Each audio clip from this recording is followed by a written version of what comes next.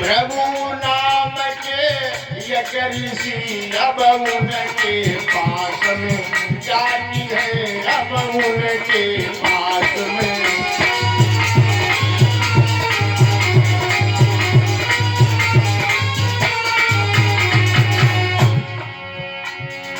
जप तप सब है करी रहे और तन तो रहेगा, बात है अब तन तो रहेगा, बात है अब तन तो रहेगा।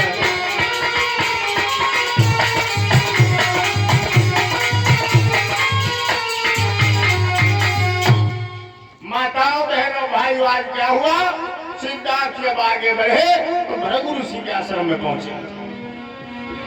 भृगु ऋषि के आश्रम में देखा, एक से एक बड़ा ध्यानी, एक से एक बड़ा ज्ञानी, एक से एक बड़ा तपस्वी पड़ा हुआ है।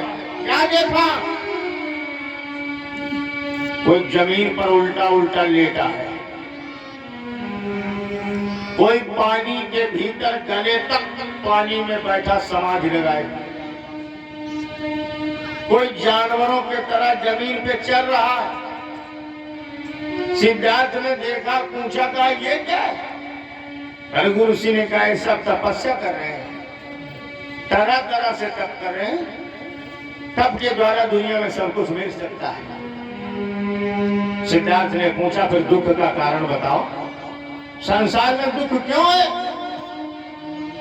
भाइयों, भृगु ऋषि ने कहा, ये तो ईश्वर की देन है।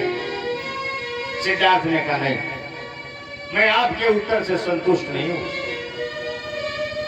मुझे इस बात का पता करना है, मुझे इस बात की खोज करना है, मुझे इस बात का ज्ञान करना है कि इस दुनिया में मानव दुखी क्यों है, दुख का कारण क्या है और उस दुख को कैसे दूर किया जाए। भाइयों बहनों, समय बीता लेकिन संतुष्ट ना हुए तो भृगु ऋषि का आश्रम भी छोड़ दिया और आगे बढ़े तो पता चला दो विद्वान बहुत बड़े हैं जिनका नाम आलार और कालाम है, सांख्य शास्त्र के ज्ञाता है। उनके पास जाता हूं, कुछ न कुछ मिल जाएगा। ज्ञान की बहुत तगड़ी प्यास।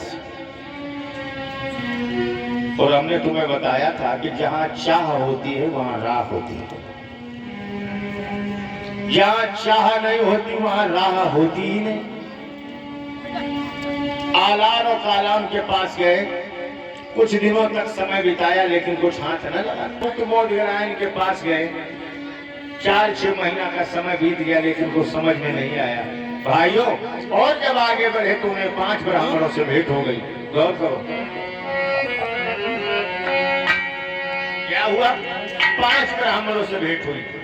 ये 5 ब्राह्मण तपस्वी थे, तपस्या किया करते थे, जंगल में अकेले में बैठ के और ये शरीर को जलाया करते थे। जब 5 ब्राह्मणों से भेंट हो गई तो सिद्धार्थ से उन्होंने पूछा कि तुम कौन हो, कहां से आए हो, कैसे घूम रहे हो? तो उन्होंने बताया कि हम सत्य की खोज करने के लिए आए हैं, नाम हमारा सिद्धार्थ है, हम कपिलवस्तु के रहने वाले हैं।